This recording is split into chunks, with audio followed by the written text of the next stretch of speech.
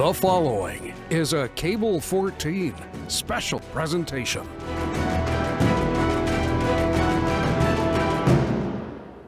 Good evening. I'm Mike Fortune, and I will be your host for this, our weekly town hall meeting concerning the COVID-19 outbreak here in the city of Hamilton.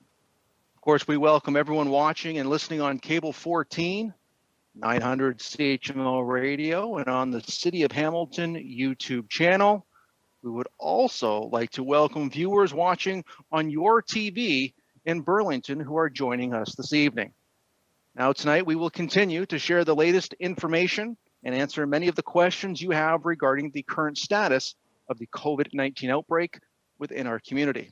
And as always, joining us once again this week are Mayor Fred Eisenberger, Mr. Paul Johnson, Director, City of Hamilton's Emergency Operations Center, and of course, Dr. Elizabeth Richardson, City of Hamilton's Medical Officer of Health. Of course, we also welcome your participation in tonight's town hall meeting, and you can submit questions in one of two ways. You can go to the city's website at www.hamilton.ca/askcovidquestions, or you can reach us on Twitter by tagging @CityOfHamilton in your tweet. Once again, this evening, our staff are monitoring social media and our website, and we will get to as many of your questions as time allows. But before we start with tonight's questions, Mr. Mayor, it has been a week since we gathered for our last virtual town hall. Can you once again please kick things off by giving us a brief update about the COVID-19 situation in Hamilton from your perspective? Mike, thank you very much, and thank you everyone for tuning in and for Cable 14 continuing to broadcast, as well as CHML. And a special thanks to our American Sign Language interpreters, Rosalie Visers and Georgia Whalen. We thank them each and every time for translating for the deaf. And I'm pleased to say that Hamiltonians continue to do their part to help flatten the curve. And I think in recent days we've had some positive indicators that we're meeting with some success. Certainly not over, but the work continues, and we need to ask our community to continue doing what they're doing. But I'm very proud of the response that we're seeing in the community at large. The recommendations of our public health experts for staying home, not gathering in groups, only going out for essentials, all of that is making a huge difference in the number of cases that we're seeing, the number of people that are getting sick, and hopefully it is flattening the curve and ensuring that we continue to stop the spread of this virus. The reality is, though, that the virus is still out there. It's not disappeared, and so we're going to have to continue to be vigilant on that. But the bottom line is it's working, and we need to continue on. We know that Ramadan is upon us coming up for our Muslim community, and we wish them a Ramadan Mubarak for those that are celebrating. This year, Ramadan, unfortunately, will be a little different, not unlike Easter, where you're going to have to celebrate in a different way in your homes or with your some virtual means to maintain that physical distancing and celebrating in some other manner than you're accustomed to. Very difficult to do, and certainly we all want to get together, but we can't at this point, and so that celebration will have to happen in other virtual ways that I'm sure that your congregations have come to look for to make sure that they can still connect with the community at large. Mental health and personal safety are very important during this time, and we encourage people to continue to get out in their neighborhood, get some fresh air, enjoy the sunshine, although it was snowing yesterday, which was a little freakish. It's April, but it's time for improving weather. So at the same time, you need to get out once in a while and get some of that fresh air.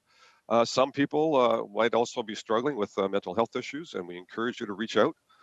There's a Coast line here at 905-972-8338. Do reach out if you're having issues.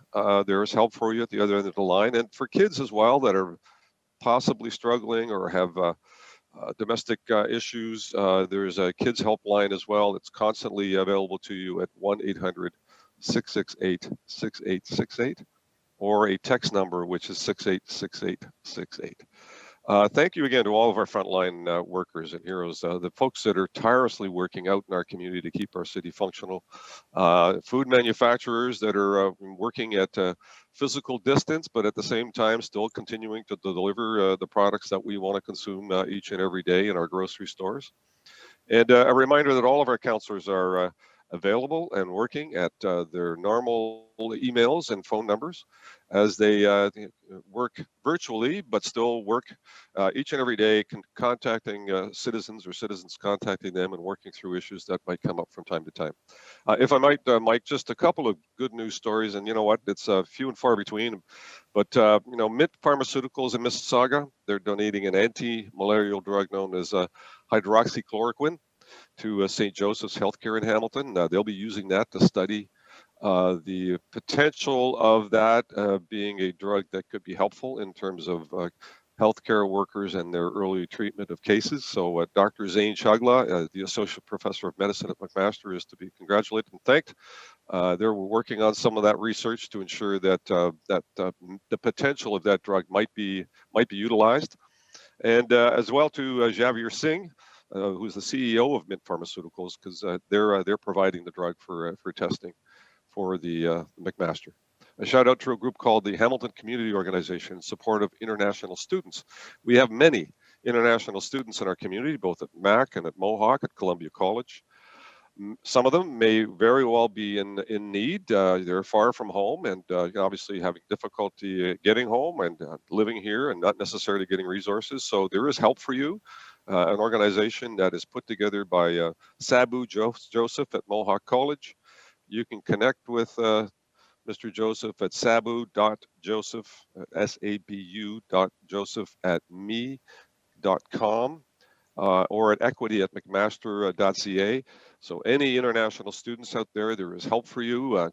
Do reach out and get some assistance from them. And lastly, a shout out to Cindy Lawson and her partner, Alex Woodley Balo of Ancaster. They founded a group called Hammer Feeds the Front Lines.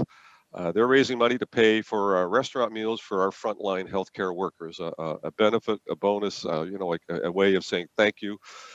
They're raising money. I was happy to support their cause in the GoFundMe campaign. They're looking to raise something in the order of $7,500 or more. That will pay for about 500 meals. And they've already raised $3,000 to that cause. So a donation of $15 will buy one complete meal for a frontline healthcare worker. And I know that some of the restaurants are actually doing it at reduced cost, so we'll buy even more. And for every 50 meals purchased, the campaign will feature a different Hamilton restaurant. So a nice kind of add-on to keeping some of our restaurants, going, more than they have in the past. So congratulations to Sydney and Alex for creating this great campaign, and hopefully that'll generate some gratitude and put a smile on some people's faces that are really working hard out there to protect us and keep us well. So thank you, Mike. Well, Mr. Mayor, thank you very much for that. And yes, some nice news. We all need it right now. We're going to continue to move on now to some of the questions that have been coming in from our viewers. Dr. Richardson, we would like to start with you. And as we usually do, let's start with a general update about COVID-19 cases here in Hamilton. And can you tell us about the current situation? Absolutely, Mike. So we have some good news on this front today as well, because today we actually had, or yesterday, I should say, leading up till noon today, we had no new cases of COVID-19 here in Hamilton. And in fact, one of the people who had been classified as a probable case with further investigation, we determined wasn't actually a COVID-19 case at all. So we're still stable at 354 cases here in Hamilton as of noon today. As always, you can find a lot more details about various demographic information, age, all of those sorts of things on our website, and all of the risk factors. A couple of highlights again, though. 171 cases so far are resolved. That's almost 48%.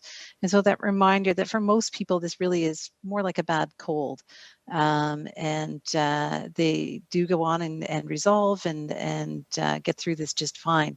Of course, it is the people who are older than age 65, people who have chronic medical conditions like kidney disease or heart disease or asthma and respiratory disease. Those are the people that we're really trying to protect with all of this to keep them from getting infected and, of course, getting the severe consequences of it.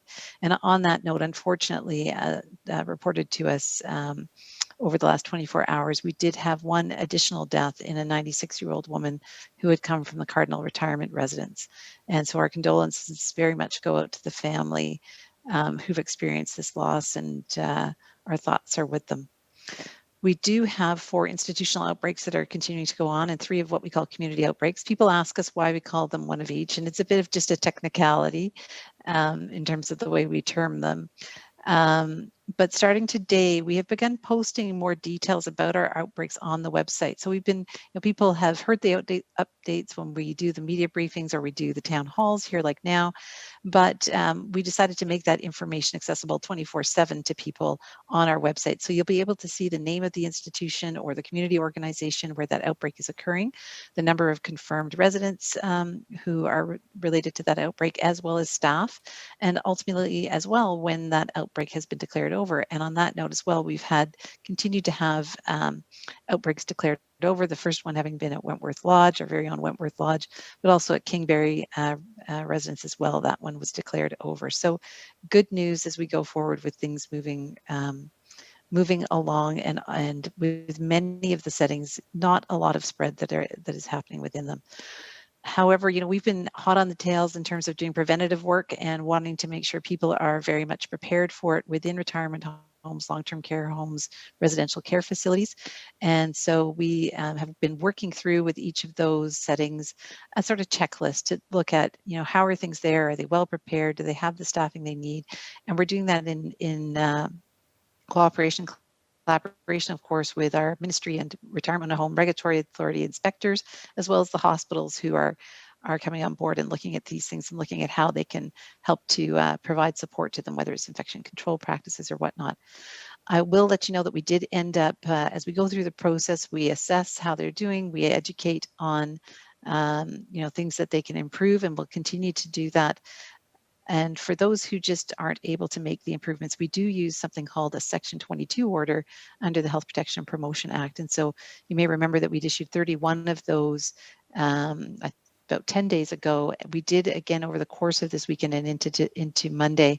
We issued a total now of 43 different orders to 43 different locations to take the sorts of measures they need to take. So those could be anything from, and almost all of them are, developing an outbreak response plan. So they've thought through what they need to do if an outbreak happens in their home. They may be having a longer term staffing plan, ensuring that's in place, and having the personal protective equipment on hand where they need it in the case of an outbreak.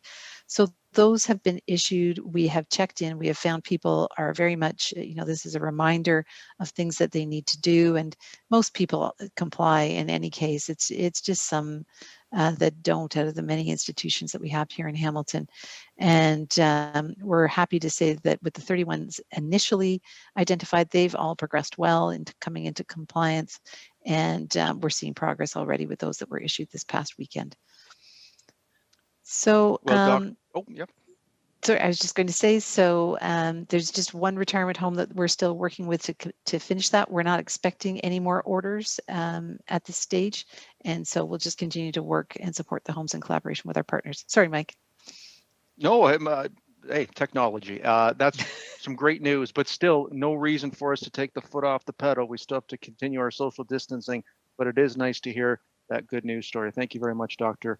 Richardson. Mr. Johnson, we're going to head on over to you now, sir. Can you give us a general update about the recent work of the city's Emergency Operations Center and maybe some key updates since we had this virtual town hall last week? Well, for those who are watching visually, I got a new headset. So that's a big thing that happened at the EOC, I guess, over this week. But on a more serious note, we continue to deliver the services each day. We're now getting into a bit of a rhythm and helping the community to understand the ways that they can connect with us online, through the phone, and doing the services that are necessary to keep this city moving along at this particular stage. So that work continues. I would say much of our focus, as was last week and into the coming weeks, is our collective effort to look at these congregate settings where some of our most vulnerable residents reside. For some, it's in a retirement home or long-term care facility. That's certainly been in the news a lot. But recognize that in Hamilton, lots of residential care facilities, group homes, and of course, emergency shelters that provide service for folks who are homeless. So a lot of work happening there. And across the province, there's a collaboration occurring. You heard Dr. Richardson talk a little bit about it between public health, our hospital system, other healthcare partners, and municipalities to really do everything that we can collectively to ensure that these settings have the staffing, have the PPE, the personal protective equipment, and all of the supports that are required in order to make sure that care is maintained. So a lot of work there. Because as it's been described to me on a couple of occasions, there's sort of two things happening. One in the community, and a lot of those things are very positive, and then one in these congregate settings. And while there's a lot of good things going on there, there still are some hot spots and some areas where there's some pretty tough stuff going on. So that's been a big focus for us. Enforcement continues at the city. The good news is that for all the days we've been in this and all the time that we've had the ability to enforce through fines or laying of charges, relatively few have. We're around the 90 mark. About half of those are for using amenities that people shouldn't have been using. So, we got to keep that message going on. But I would say that the reality is most people are complying, which is good news. We have laid no charges under the physical distancing bylaw. So generally our education and our working with people is successful. And of course, we started last week, and now the application form is up online, and we're going to be starting to review the applications that charities and nonprofits and community groups in our community can apply to the city for some funds to help them help all of us through this time. And there's a lot of great work happening by our charitable organizations and nonprofits, and then just some community groups that have come together to do incredible work. And without them, the city wouldn't be able to do it on its own.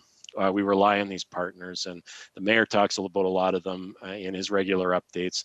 And I just want to say thank you to each and every one of them. Some are looking after a few hundred folks, some are looking after a few thousand folks, but all doing really important pieces of work. And we're really glad that that in this case, the provincial government has offered us an opportunity to provide direct funding to those organizations. We're reviewing them in record time. The goal is quick application, we review it, let's get the money out the door and allow people to do the important work that has to happen through this particular time. The last piece is, as everybody is doing, we're looking at the numbers, and you've heard that our increases today, no new cases and very slow rises over the last few days. That is causing us to work with our other partners, including public health, to look at what some of those next steps may be when the federal government and provincial governments and our local health officials start to talk about some of these restrictions being loosened. But I can tell you that as of today, nothing's changed. And I know everybody wants to tune into these things and hear, today we're doing something different. The reality is right now we're staying the course. That's important. That message has been reinforced provincially today as well. And but it's important for us to start to think about and look at the research that can help drive our decision making as we start to look at the economy opening up, as people talk about the opening up of the economy, but also the opening up of some of the opportunities for people to engage in the community a little bit more than they have been. But that work is a ways off still, Mike. So although we're looking at it, no announcements coming. Well, kudos to you and the team down at EOC. And of course, collaboration has been so key, and learning all the processes as we go through this and eventually get out of this. No doubt it's a big learning curve for everyone. Thank you for that update, Paul. Mr. Mayor, we're going to head back to you now in regards to today's earlier City Council meeting. It was the third virtual council meeting held. Can you give us an update on the meeting and maybe highlight any important decisions council made as it relates to COVID-19? Sure can, Mike. And, I thank members of council for working through the process of having virtual council meetings. It's been a journey, not unlike what we're doing here today. We're doing that with 16 people. So, everyone wants to have their say, and we have a voting process in place, and it's working quite successfully. So I want to thank our clerk staff for having organized all of that through various means to ensure that we can do that virtually from home locations, and some that are still in the office on occasion. Council did get a request or a petition from a number of people in the community asking to open up James Street North, or to close off actually James Street North, for to allow for more space and for more activity to happen on that street. We have referred that to the Emergency Operations Center, where it rightfully belongs, in my view, so that they can have a look at it. There are some varying opinions, not many, but some.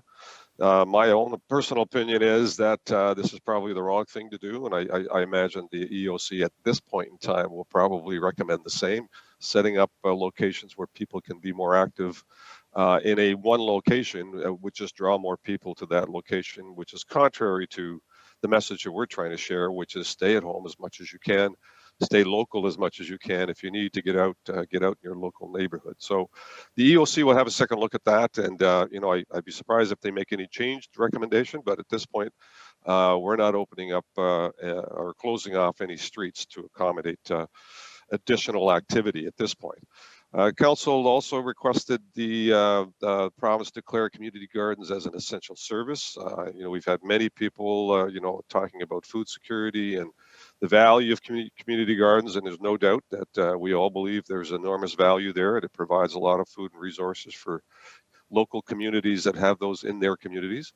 The province has declared them to be non-essential at this point, so not something that they're prepared to open up, but I understand that the province is looking at that. So there's potential that in weeks to come they're going to be assessing this and making an announcement as to whether or not community gardens should be opened up sooner rather than later. So something to keep an eye on, but it's totally in the hands of the province. They put it in their emergency declaration that they are not to be opened, and as it stands today, that's the way it's going to be until such time as the province changes that issue. And you know what, community partners like Neighbor to Neighbor and others, are all reliant on community gardens, but unfortunately, right at this moment in time, we cannot open them up.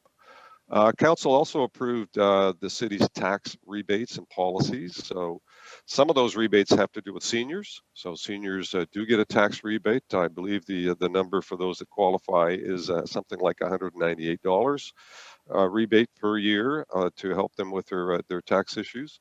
There's also a city tax deferral program for seniors or low-income seniors that they can defer their taxes until the property is sold at somewhere down the road. So it's a deferral, not a waiving of taxes, but a deferral. And that will continue. That deferral program will continue for the balance of the 3-year pilot that it was instituted for, as well as the existing 40% tax rebate for eligible charities and similar organizations is being continued for the 2020 taxation year as well to help them out. So nothing too dramatic. Obviously, we had some in-camera items in terms of land acquisitions, but these were most of the financial and COVID-related matters that came up today. Most of the COVID-related matters are being dealt with by the EOC, and certainly Council confirmed their support for the recommendations of Public Health and the Emergency Operations Center. Gratitude to all of them that are working so hard to keep our city functioning and keep our city safe at the same time. There are many, many people working in the background and in the foreground, in fact, front and center, paramedics, fire, police, all. And so Council was very, very, very grateful. And so we had many testaments of gratitude for their wards and their communities, and how much they appreciated the work that is being done by all of those frontline workers that are working out there to keep our city functional. So on behalf of the city, I would say to Paul Johnson and to Dr. Richardson, if they didn't hear it, much gratitude goes to you and your teams for doing all the great work to keep us safe and keep us functional. Mr. Mayor, thank you very much for that. Dr. Richardson, a question has come in for you regarding earlier this week, the province released some new models and projections. Can you tell us a little bit about these projections and how they translate locally here in Hamilton? Absolutely, Mike. We saw from the province the good news that they feel, as Paul's talked about, that the peak has may well have passed, or at least we're very much flattening the curve. And when we're looking at the numbers locally here in Hamilton, well, excuse me, what we really concentrate on is the doubling time in terms of what we, how long it takes to double the number of cases that are here in Hamilton. And that number has been steadily increasing thanks to the really important work that has been going on across this community to do the physical distancing that we're talking about, to do the working from home, all the things that we've talked about here tonight. So the thought had been it might happen more so in May that we got to the peak. When we're looking here for Hamilton, we're thinking we may be just at or past that point. So again, it's the really good work that everybody has been doing to stay at home, to keep distance, that has led to that happening a little earlier, we hope, than otherwise. Of course, we wait for, these are models, these are mathematical models, and we wait for reality to unfold before us. Even though we may be at, coming to, at, or just past the peak, it's still so important that we continue to do those measures. So as Paul said, people may be really wanting to tune in and hear the message that, hey, the day's arrived and we can start to back off on these things, but we're not there yet. We need to do this for a little while longer. Absolutely, everybody is working really hard as well on that long-term care home and retirement home setting, those congregate settings beyond that as well, because there are these two curves that are going on. The one we've been speaking about is the curve that's happening in the community, but very much so there are still significant outbreaks that are happening, and there's still the potential for those outbreaks to happen in long-term care homes, retirement homes, as long as we have the virus in the community. And so we need that, unfortunately, for people to not visit those settings. Those measures will be in place in those settings as well for some time yet to come. So the expanded testing that is planned and going to happen over the next few weeks into all of these long-term care homes, retirement homes, it'll give us a better idea, a better sense of what is the extent of the virus being present in those homes. And it'll give us some information that will help us as well as we make decisions and go forward. Well, that's, again, some great news, and we still have to keep at it. Thank you very much for answering that question. Mr. Johns, we're going to head back over to you now. A question has come in regarding clarification on parking enforcement. Are we enforcing parking during this time, and or are parking meters free? So let's take the last one first. Parking meters are free right now. So are municipal lots. I think there's a couple of exceptions, the Convention Center and the York Street Parkade, which are still paid parking and barriered for safety reasons. But meters and city municipal lots, if there's a legal space for you to park in, and it's a legal space, so don't park over the entrances and don't park in places that are walkways, but if there's a space available, you don't need to pay. And that does two things. One is it really helps some of the businesses which are relying on people being able to stop and pop in, either to pick up takeout or and some of the workers that are working in and around the area. So we're trying to support people as best we can. But parking goes on a little further than that. There's still lots of enforcement happening. A number of parking lots are closed. You will see signs and barricades that say they are closed. If you choose to move those and move around them and park in them, even if they're a city lot, you'll be ticketed. They're there to close off access to parking lots that are typically near amenities, which are closed, and we're trying to limit the number of people that are traveling to those. Also, if the parking that you're doing is unsafe, if you're blocking hydrants, if you are too close to the corner, all the usual safety precautions that we would put in place, those are still very much in force. The last thing we've been doing since the very early stages of this pandemic is that we have relaxed the hours of parking that are available in residential areas. So if you're under a 1 hour or 3 hour time frame, or the 12-hour limit that's on a lot of our residential streets, all of that has been suspended for now. And that is really to do what we've all been talking about here tonight. It's encouraging people to be at home, for those who have to work at home, and make sure you don't have to jockey the car around during the day or face a ticket. So all of this is to support people to do the right thing. So lots of opportunity to park where you need to park for those essential trips you're taking. And on occasion, this has helped us to support businesses who are still able and allowed under the order to provide some takeout opportunities. Yeah, it's an opportunity that's there for the foreseeable future. Paul, if you don't mind, if I can please clarify in regards to the parking signs that we do see that maybe will say you can't park here between April and November or every second Tuesday during these months. Are those spots still available, or can you clarify that, please, for us? So if it says no parking still and things like that, it's still no parking. So really the relaxations are around those timed parking. So these happen particularly, Westdale would know these well, being near the university, around the hospitals where you've got 1 hour parking Monday to Friday, 8 a.m. till 6 p.m. Those are not in force. But if there are other signs that are up, those are safety related generally. And so, no stopping, no parking, those types of signs, please continue to still follow those. Paul, thank you very much. Mr. Mayor, we're going to head back to you now. And obviously, this global pandemic is a serious challenge for many folks within our community who may be out of work or can't pay their bills. We know that the federal and provincial governments are offering supports for those who do need them. Can you once again give us a summary of the kinds of supports Hamiltonians can access and how they go about accessing that support? Yes, thank you, Mike. And I'd say that the federal and provincial governments are stepping up in a big way in many, many different categories. And so just to touch on a few, you can go to the hamilton.ca coronavirus website and log on to financial support for individuals page, and all of the available financial benefits are listed there for you to get access and appropriate links to make the application. So please do go there, and you can go to one site and get all this information. But the federal government is stepping up to better support the Canadian Employment Replacement Benefit, better known as the CERB. They're actually relaxing the rules a little bit, so allowing people to earn up to $1,000 per month while collecting the CERB. So not only they can still work and not have a clawback.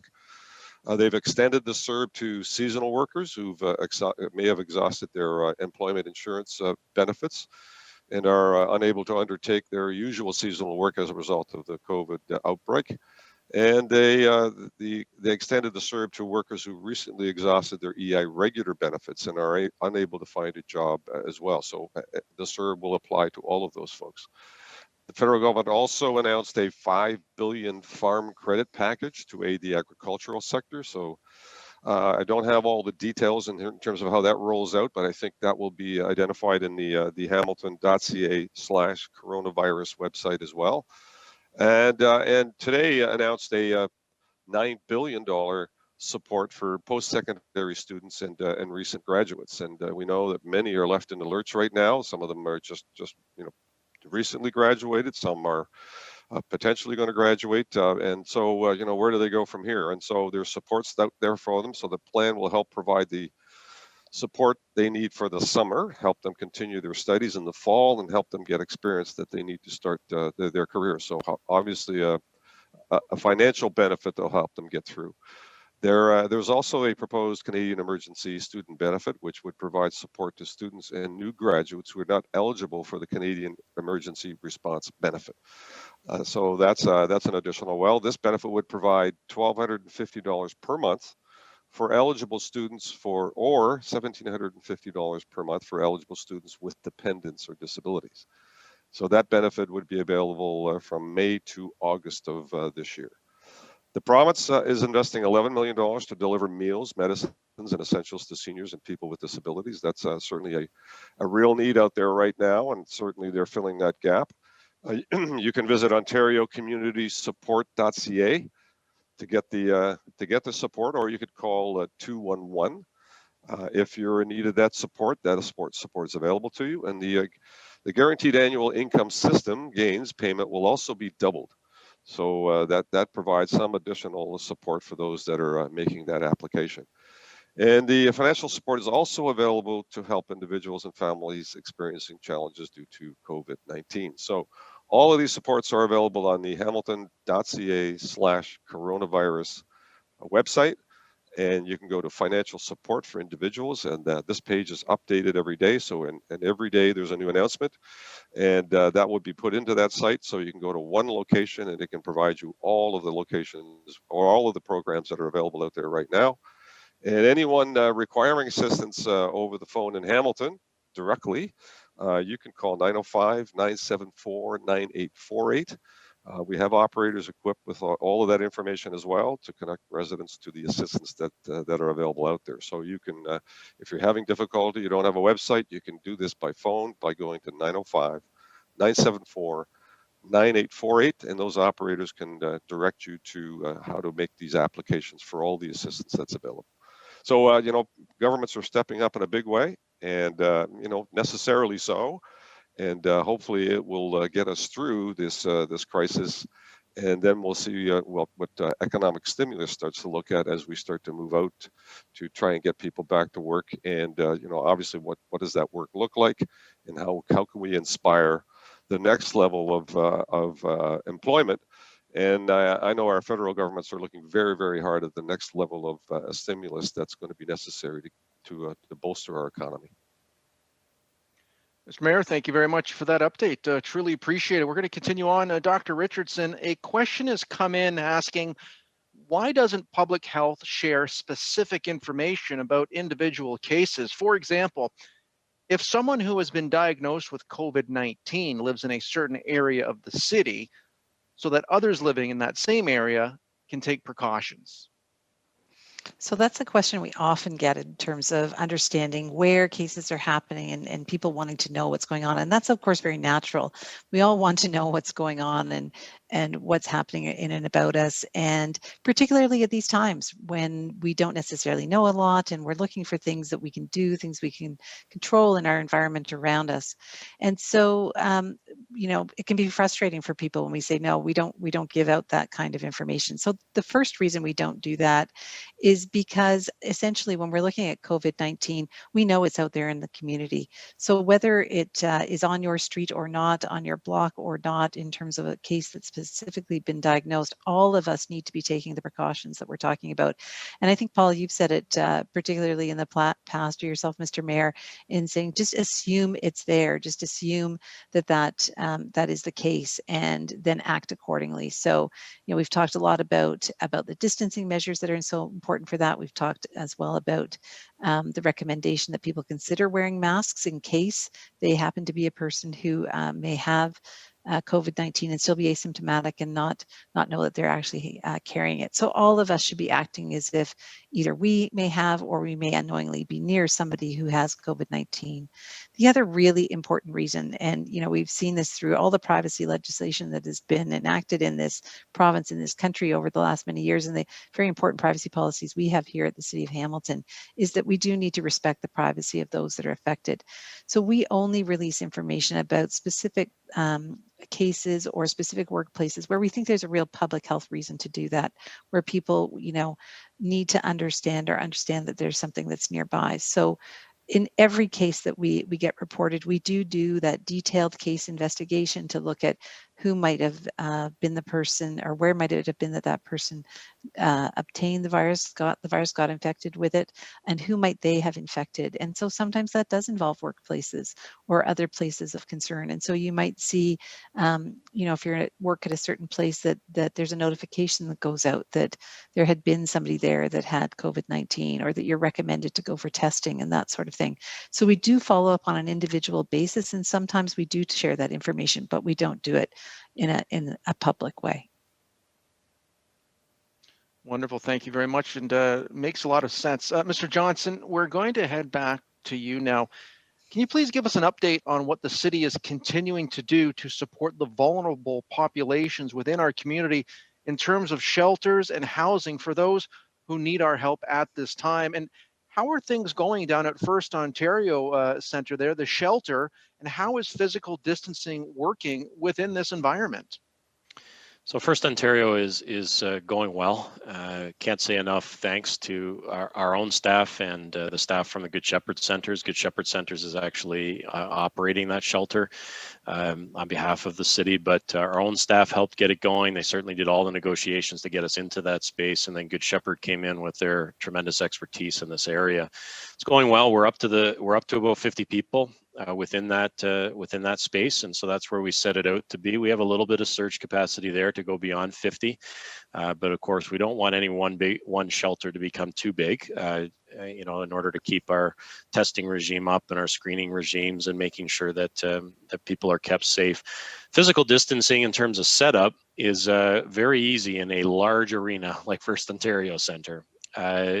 And so we've done some things intentionally. So people may have seen the pictures of the setup. Meals is an interesting piece, for example. We've got folding tables. They're probably the 6-foot tables, and you can sit at either end. So it's 2 people to a table. And that means there's essentially pretty close to 6 feet between people, even when they're eating. And that's really important. Normally in these congregate settings, people would sit an awful lot closer to each other while they eat, and that could become a bit of a risk factor. So we do things like that. The beds obviously are spaced well apart. There is a challenge, of course, the behavior of individuals, and as people are milling about, and these are not prisons, so people do come and go. So we try our very best, and the staff are very good there at helping people to understand why physical distancing is important within the shelter, and they try their very best. So are there occasions, I'm sure, where people come together and want to have a chat and want to sit closer together than that 6 feet? Maybe, but we do everything in our power to set it up that way. Overall, the shelter system, this has allowed us to have less people in each of the men's shelters, which was good. In terms of women's and family shelters, we're utilizing some hotel spaces, again, to make sure that we're not overcrowding our shelter spaces. But these become and still remain very high risk areas. So we're really pleased to be working with the health community and with public health to constantly talk about how we can do our infection control well, how we can do our screening well, and if there are symptoms within individuals using the shelter system, how we undertake the appropriate screening and testing if necessary to ensure that we know what's happening. And if someone is COVID positive, as we did have early on in this crisis, they have access to the isolation shelter set up at Bonetto Recreation Center. I'm pleased to say it has had the total of 1 person in it through its existence from the very early stages, and it's currently empty. The person who was there was cleared at the end of the day, recovered nicely from it, and so we were able to move on, and so was that individual. So those are some things that we're doing. Lots of access to hotel spaces to help even this out. And again, a big thanks to all the people that are helping us to be successful in terms of the vulnerable populations. And then that extends to a whole bunch of other work that's going on. And I'll just share one that I haven't shared in the past, which is we have teams of drivers. They're actually from our recreation division. Of course, all our recreation facilities are closed. These folks are delivering food to individuals who are isolating, who can't get out, but need food delivered. And it's just another wonderful way that we're redeploying some of our own staff in this case. But this is happening, whether it's caremongering groups, whether it's happening in social housing with the staff that are there. People are making sure that those who need help at this particular time are able to access it. And so we could spend an entire hour moving through all of these groups in the community that are doing their very best to support those who are vulnerable through this. And then our particular mind goes, of course, to those who don't have a home, because it's easy for the rest of us to be told to stay at home, stay close to home. When you don't have a home, we put a little bit of that extra energy and effort into it. And I'm really proud of the work that's happening to date. It sounds wonderful. It's great to hear of all the community groups and volunteers truly coming together as one. Mr. Mayor, a question has come in to you where you've spoken before a bit about what the city is doing to support the business community. Can you give us an update on that work? Yes, Mike, good question, and something that we've got a whole team working on a regular basis. So obviously our economic development team is very focused on helping local business, and they've partnered up with our chambers, 3 chambers of commerce. They've created the hamiltonchamber.ca/COVID-19 website. There's a lot of information there in terms of the kinds of help and supports that are available to businesses. There's updates on some of the new developments, the resources that are available, direct links to information on the financial relief available from all levels of government for business directly. So do go to that site, again, at hamiltonchamber.ca/COVID-19.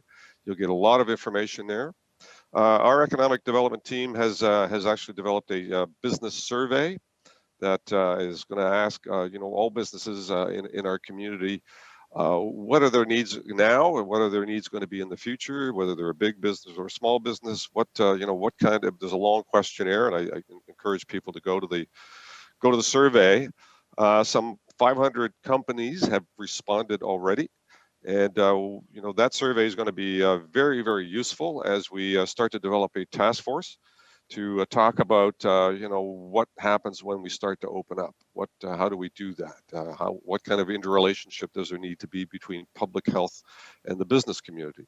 Obviously, there's going to be pretty direct relationship. Is opening up as per usual is probably not going to be on. So there are many things that are going to have to be factored into what gets opened up and when, and what kind of precautions are going to be necessary. So all of that task force work is being developed right now.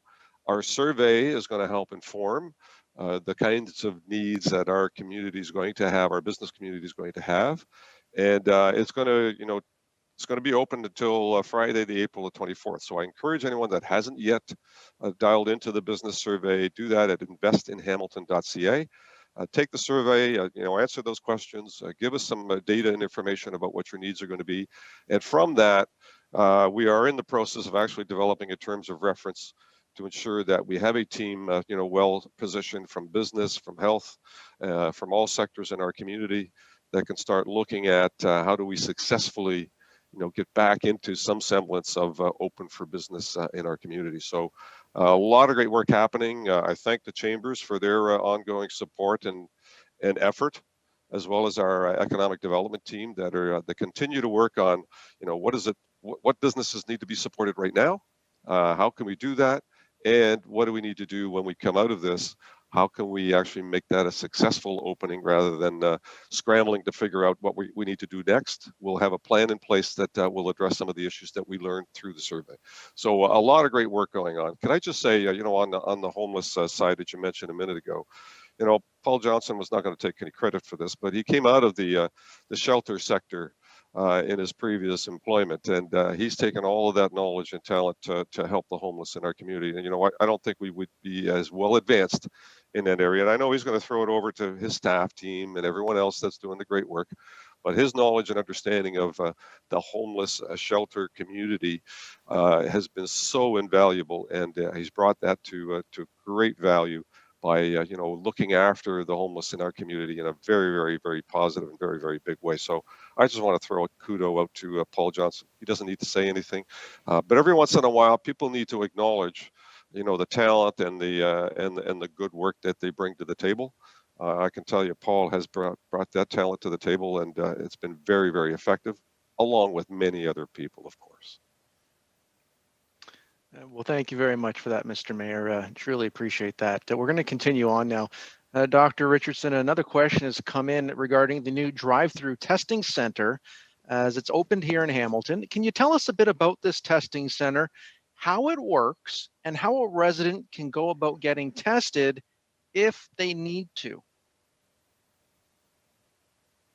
Thanks, Mike. It really is a bit of a fun center in many ways, this new center being at the Dave Vanderchuck Mountain Arena, and the ability to drive into the arena through that Zamboni door and perhaps do something that you've never done before, which is drive your car through an arena like that. But essentially, this is our newest center that is up and running. We do still have the two other centers, one in the west and one in the east. This center was opened up on Friday at 25 Hester Street there at the arena. It is a single lane drive-through. Basically, you drive in through the Zamboni door and then continue on around. And we do have plans in place for vehicles that are too large to go through that door. There may be some large diesel vehicles or things like that that can't go through that way, and so we can go to them outside of the arena itself. So that venue is open from 10 o'clock to 3 o'clock, 7 days a week, but it's not a site that you just show up to. We do bookings into these sites to make sure it's the right place for you to go in terms of getting a test.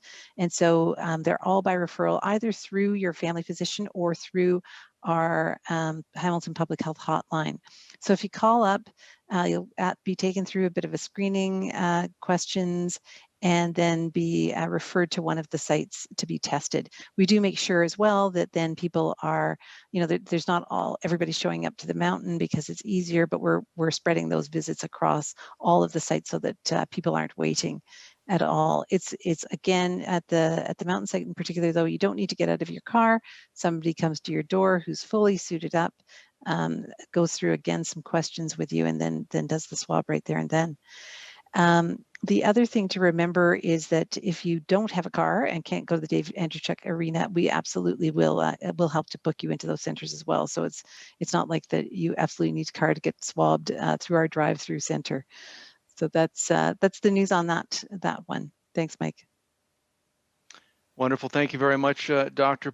Paul. We're going to head back over to you now in regards to a question that came in where they have heard that municipal bylaw officers and Hamilton police have been ticketing homeless people.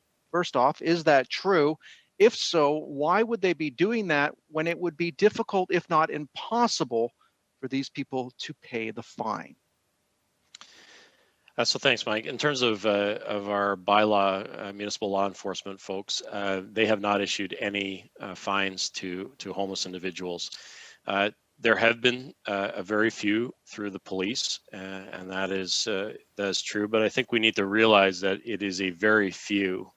And although the police can't divulge all the information about it, they have shared that in certain cases, some of those tickets have been the result of a constant trying to reinforce and educate and have behavior change that was not adhered to. And secondly, some ancillary behavior, such as public urination and open alcohol bottles that were complaint driven by the public. And it's a very difficult balance. And so I do want to assure the public that the police are not out there looking to do this. It is a last resort. And in fact, on a number of other fronts in terms of homelessness, are being very proactive to work with outreach groups, our own outreach teams through the city, other outreach teams that are working in the community through nonprofit organizations or community groups. And their goal is to keep people safe. But on occasion, they've felt the need to hand out tickets. So on the two sides of the house, one, no, not at all. And I do want to give credit to our municipal law enforcement folks. Of course, their job mostly is around the physical distancing and things. And sitting at the table at the EOC, that area said very clearly, Paul, we get it. And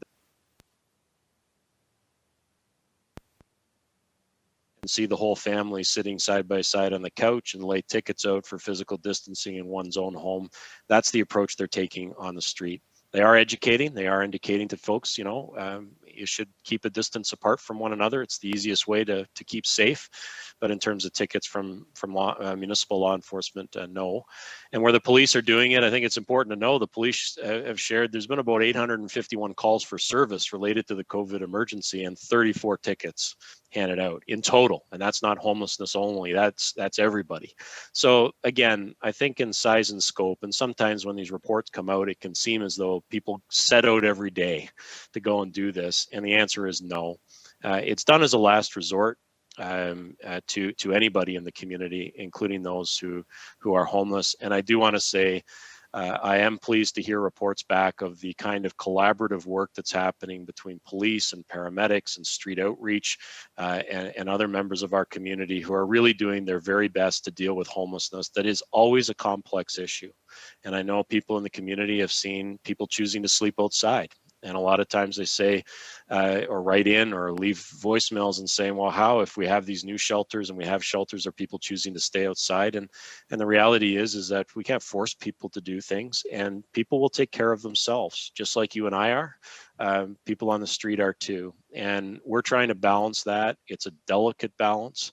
And I think that what people need to hear tonight is that the enforcement side and the punitive side is a very last resort and very rarely done. And the other side of it is on a daily basis, there is engagement work happening. There is communication happening with people who are homeless and also those organizations that are there to support them. And I think that's the real message of what's happening out there in the community. Well, Paul, thank you very much for that. Mr. Mayor, we're going to head back over to you, and we're a little tight on time, so we'll get to the question and then just some final thoughts from you, if you wouldn't mind, Mr. Mayor. And the question is, what kind of things is the city doing to support residents who may be new to Hamilton or Canada? Yeah, and immigration continues. You know what? This mayor is an immigrant to this country, and what we developed about 10 years ago was the Hamilton Immigration Partnership Council. It's been working now for 10 years to ensure that we are a welcoming community for the immigrants that do come here, that there's supports available for them. And so that team has been sending out multilingual COVID-19 related messages via their social channels. So the hamiltonimmigration.ca website is also available to them, and keeping them up to date in terms of some of the COVID-19 announcements that we're making that necessarily they can't access through English is being made available to them in their various languages. The Hamilton Chamber as well is doing a translation widget, which translates all of their information for businesses into in whatever language is required. So very positive. I'll end on you were going to ask me about Leaf and Yard program. I think there's cheering in the streets that the Leaf and Yard program is back into place. It's different. It's not going to be the same 1-day collection period, but folks that put it out on a Monday, beginning this past Monday in Ancaster, Dundas, Flamborough, Glanbrook, and Stony Creek, and all of this week they'll collect. And next week they put it out on the Monday, and it'll be collected sometime during the week in the lower city and on the mountain. It's the best we can do at this moment in time, but I know that it's been an issue for a lot of people in our community. And in terms of final comments for me, Mike, again, we've had lots of positive effort happening in our community, and we can't thank our citizens enough for the great work that they're doing. You and I and everyone else are all yearning for a day that we can relax and hug our grandchildren. I've got a little grandchild in Mount Albert that once I do get a hold of him, I'll probably not let go of him for a week.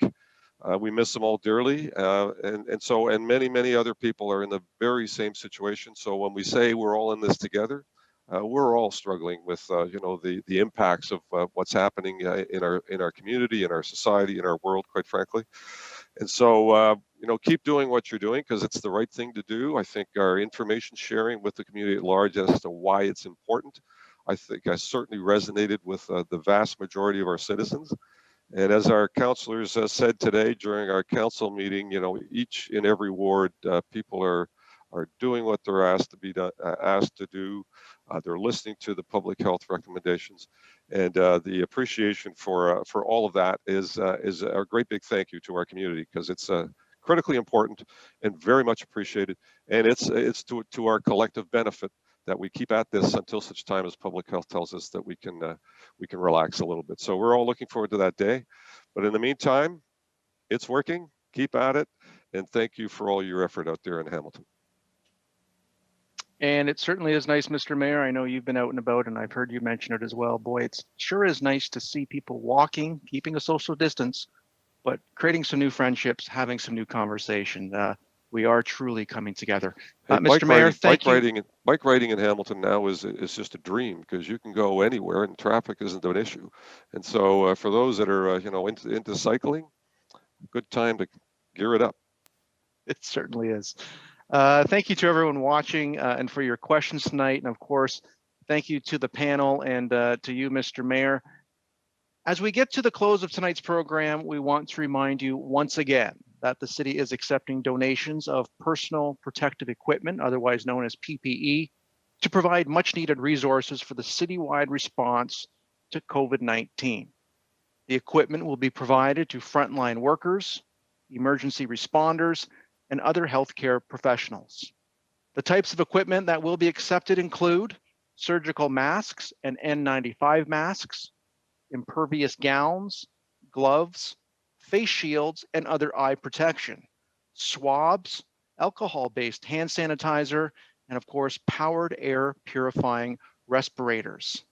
The city is requesting these items from local healthcare providers, pest control, hospitality providers, nail salons, and construction companies. homemade equipment will not be accepted. And to donate, we ask that you please email ppe@hamilton.ca, or you can call 905-546-2424, extension 2257 for more information. Of course, I want to thank our panel, our American Sign Language interpreters, and our production team for making tonight's town hall possible. Please, Hamilton, continue to monitor all of our local media outlets for the latest news and updates from the city of Hamilton regarding the COVID-19 outbreak. We all must continue to do our part to ensure we get through this together. We will be back again next Wednesday night at 7 p.m. to answer more of your questions. Hamilton, look after yourself, stay safe. I'm Mike Fortune. Thank you and good night.